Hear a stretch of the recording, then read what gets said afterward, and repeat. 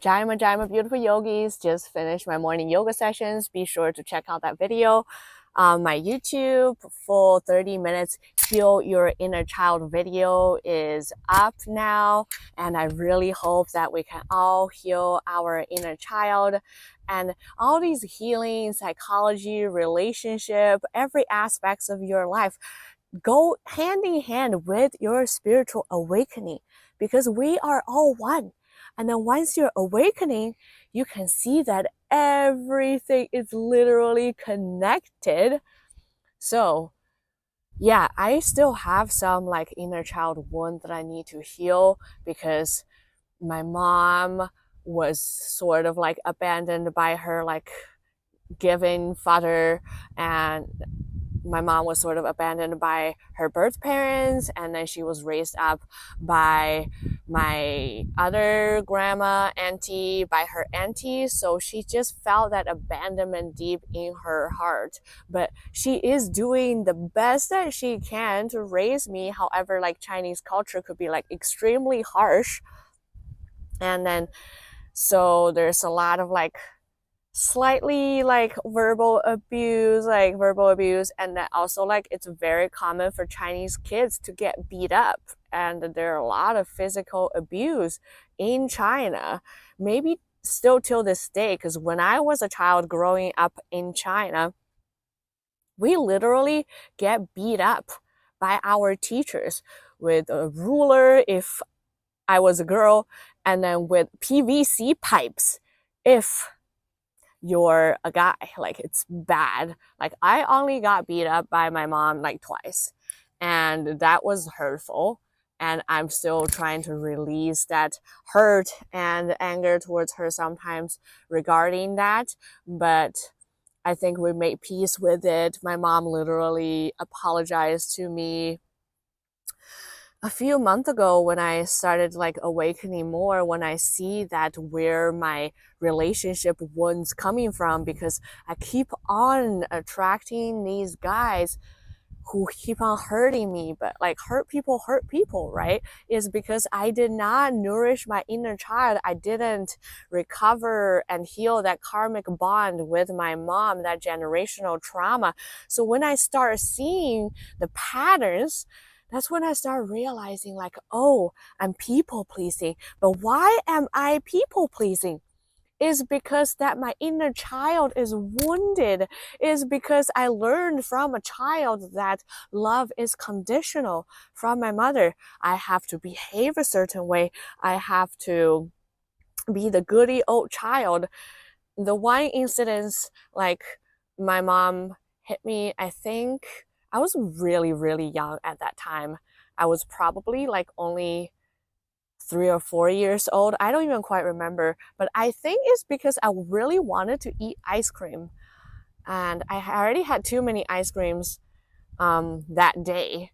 And then my mom, yeah, like all of the love of her heart, be like, no, you can't eat any more ice cream.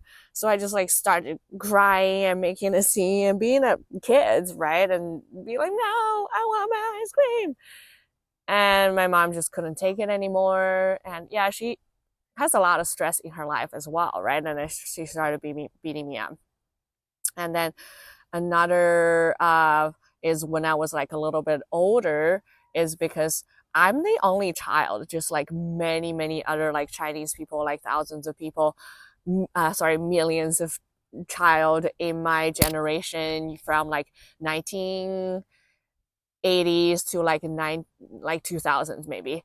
And then all our generation, we are the only child, which makes us very lonely, right? When we are the only child, we don't have our sisters and brothers to play with us. And our parents are adults. And then, yeah, we have friends, but they can't stay over at my place, unfortunately. So, and then I was like, I just graduated elementary school. I remember it was the summer, and I was like 12 years old. And then I graduated from elementary school. I have this like long summer vacation, and I'm at my grandma's place. I don't have any kids to hang out with me over there because I don't know any kids over there. And I'm just like started complaining to my mom, like, oh, I'm so bored. Like, oh, like, like I just really want to like find something to do. Why am I so bored, huh? And like I started like just being like very sad and lonely and bored, right? And then my mom just like grabbed a broomstick and started beating the shit out of me on the fucking ground. And my grandma was there and she was like trying to stop her, and my grandma is just like so much shorter and less strong than my mom, so my mom couldn't. And then just out of that rage, she beat the shit out of me. And then what did I learn from those violence? Is that it's not safe to show my emotions. It's not safe to show my true intentions. It's almost not safe to be me as a child. And that is extremely sad. Like I might tear up here and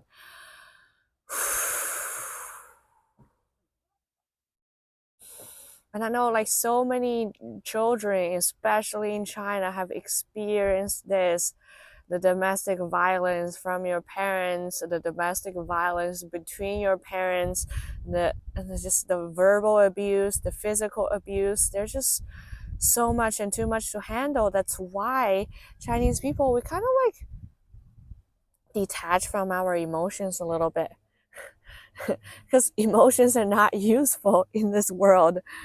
Like who cares about your emotions, right? Like, but I'm starting to learn how to feel my emotions, because our emotions is our strong intuition as well, right? So it's like when I was with this like current situationship guy, which I'm gonna like break up with him and only gonna be friends, like, you know, he is so emotionally unavailable and made me feel sad. And I started to honor that emotion. I started sitting in my sadness in silence. And I realized that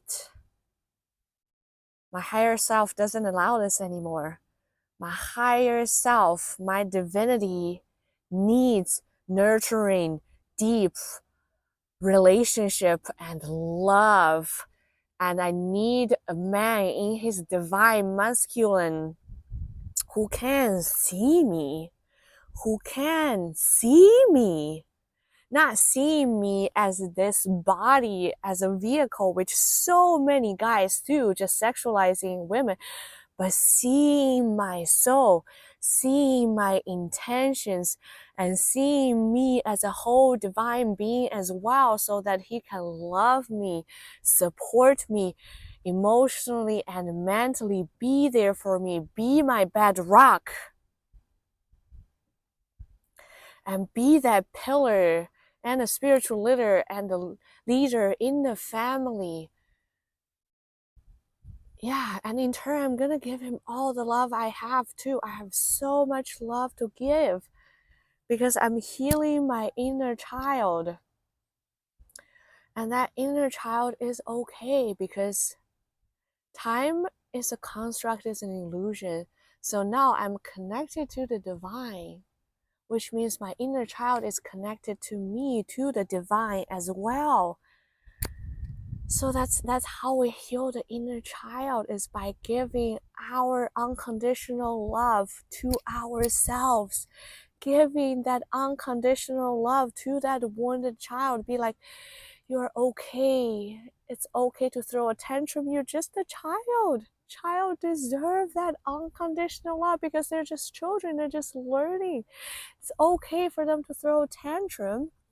You just gotta gently guide them, like my little inner child. Be like, oh, my little child, it's okay to want eating ice cream, but it's actually not bad. It's actually bad for your health to eat too many ice creams. So my child, why don't we go out and play? And instead of just obsessing over wanting that wanting that ice cream, because my mom, you know, doesn't know how to be a child, and she's like in this world too long with the conditioning, with the society, and she doesn't know how to play with me.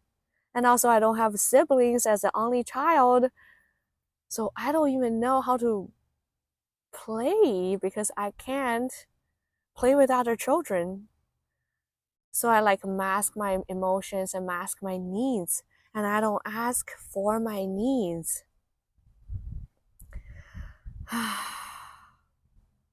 And if I were my mother, yeah, I'd take that child out, we play by the ocean or by the river, throwing some stones. Just so many things in nature that you can do with your children, right? And then for my 12-year-old who got beat up, and I'm gonna be like, hey, like, maybe I'll take you out. We can fly some kites. We can go play some badminton, and we'll go find you some friends in the city. In the city, because I lived in the suburbs. That's where my school was. So every time I'm in the city, I don't have anyone to play. But maybe go making friends, right? Go to some like social events. Go sign me up to some like group activities and lessons. And yes, I can be that mother now.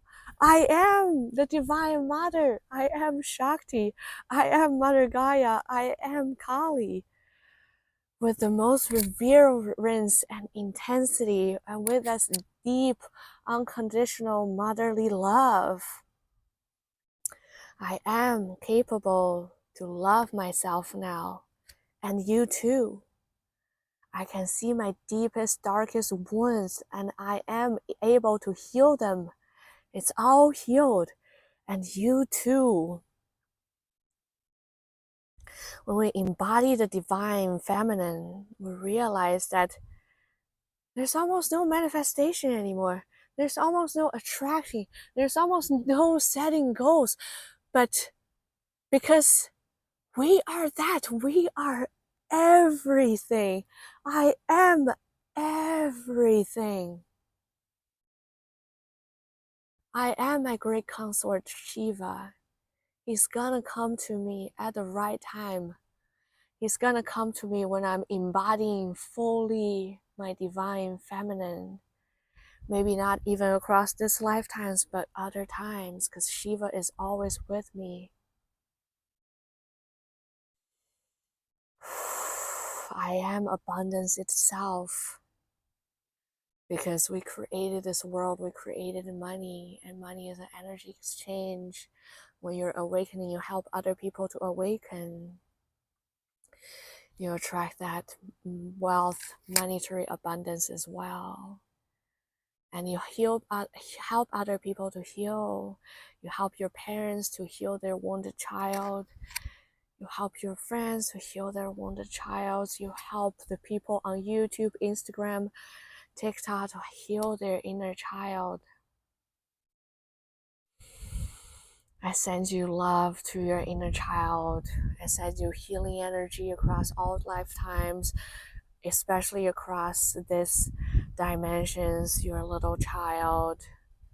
Sending him or her unconditional love. And giving you that unconditional love. I love you. Namaste.